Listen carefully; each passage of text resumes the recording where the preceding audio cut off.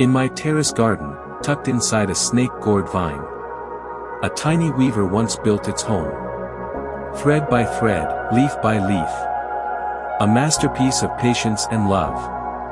Now the nest is empty, because the little ones have already taken flight.